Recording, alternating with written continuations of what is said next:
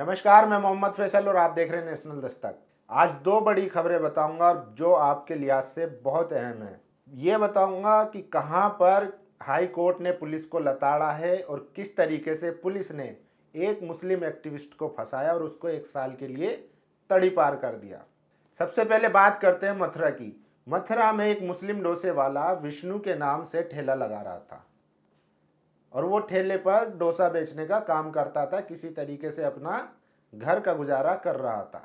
लेकिन वहां पर जो आज उन्मादी भीड़ बेकाबू है, बेलगाम है, वो पहुंच जाती है और उसको कहती है कि आप जो है विष्णु के नाम पे डोसा नहीं बेच सकते, आप झूठ बोल रहे हैं, झूठ बोल के लोगों को बुला रहे हैं, इसलिए आप जो है इकोनॉमिक जिहाद कर रहे हैं।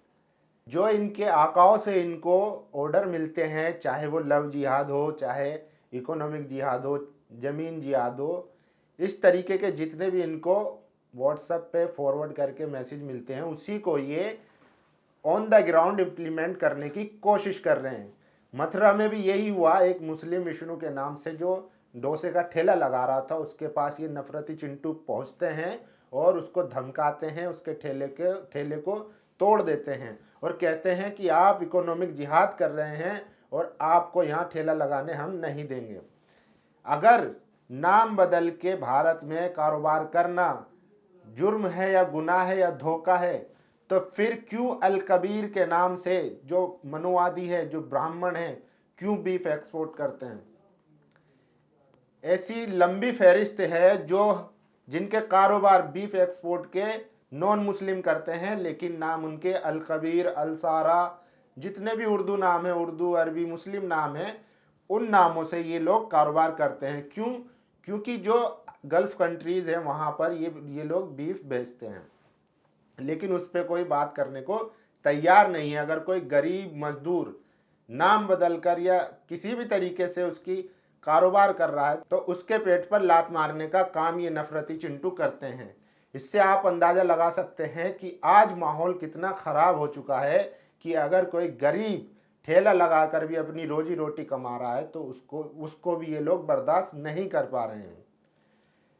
अब वहीं दूसरी बड़ी खबर यह है कि गुजरात हाई कोर्ट ने गुजरात पुलिस को फटकार लगाते हुए कहा है कि आप सवाल पूछने वालों पर उनको जबरदस्ती केस में फंसा नहीं सकते।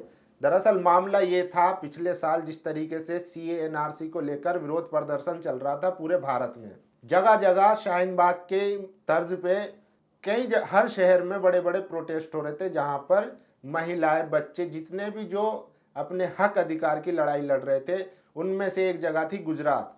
गुजरात में एक एक्टिविस्ट हैं कलीम सिद्दीकी, वो उसके ऑर्गेनाइजर थे।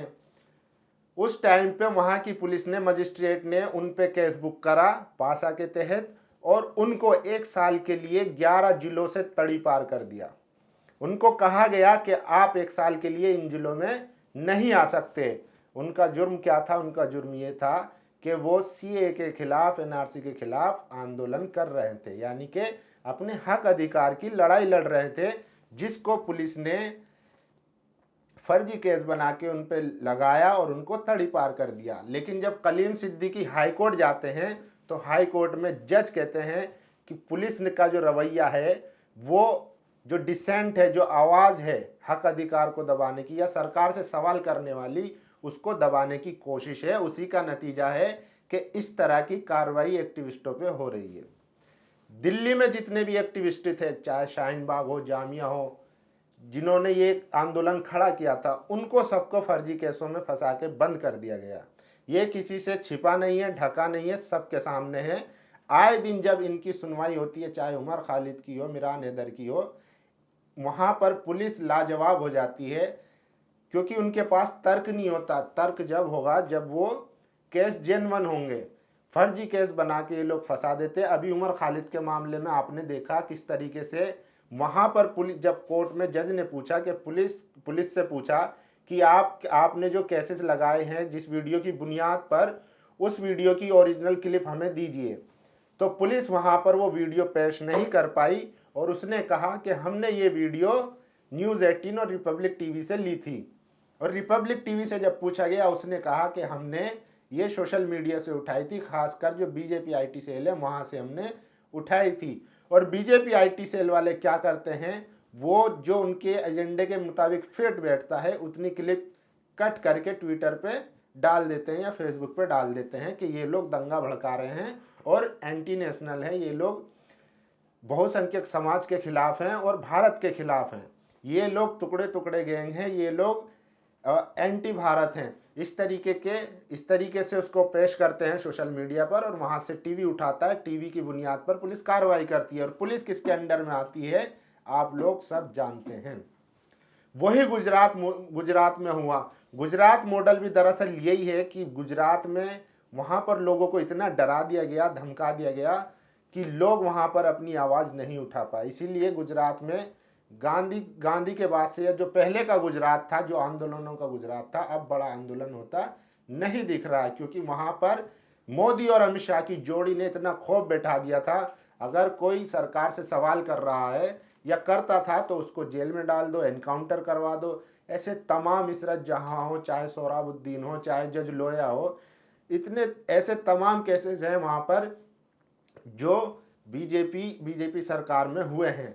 वही फॉर्मूला ये आज पूरे भारत में अपना रहे हैं। अगर कोई भी सवाल करता है तो इन लोगों को वो चुपता है और उसको फर्जी केसों में फंसाकर डाल दिया जाता है। ताज़ा मामला हमारे सामने है गुजरात का, जो कलीम सिद्दीकी है, उनको कोर्ट से राहत मिली है और कोर्ट ने कहा है कि मजिस्ट्रेट ने गलत कार्रवाई की है और उनको जो तड़ीपार किया था उसको रद्द किया है और जो अधिकारी है उन पर 10-10 हज़ार का जुर्माना भी लगाया है।